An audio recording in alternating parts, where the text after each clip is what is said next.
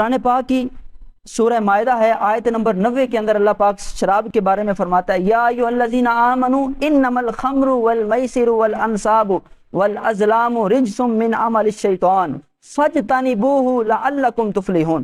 اے ایمان والو، شراب، جوا، بت اور قسمت معلوم کرنے کے تیر ناپاک شیطانی کام ہیں، ان سے بچتے رہو تاکہ تم کامیاب ہو جاؤ۔ اس آیہ کریمہ کے اندر یہ اللہ پاک حکم دے رہا ہے کہ جو شراب ہے، جو جوا ہے، یہ شیطانی کام ہے، اگر تم کامیابی چاہتے ہو تو ان سے بچ جاؤ، اگر نہیں بچو گے تو پھر کامیابی نہیں ملے گی۔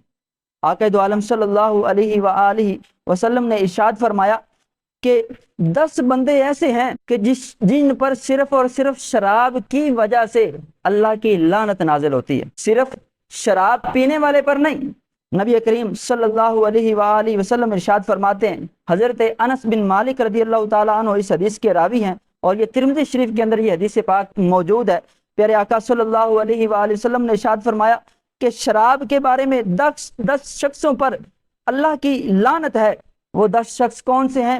نمبر 1، شراب بنانے والا، شراب بنوانے والا، شراب پینے والا، شراب پلانے والا، شراب خریدنے والا، شراب بیچنے والا، شراب اٹھانے والا، شراب جس کے پاس اٹھا کر لائی گئی اور شراب جس کے لیے خریدی گئی، ان سبھی لوگوں پر اللہ پاک لعنت نازل فرماتا ہے۔ اب دیکھیں، اب ذرا ہم اپنے معاشرے کا ذرا ہم محاسبہ کریں، کتنے ہوٹل ہیں وہاں پر یہ شراب کے کام کیے جاتے ہیں۔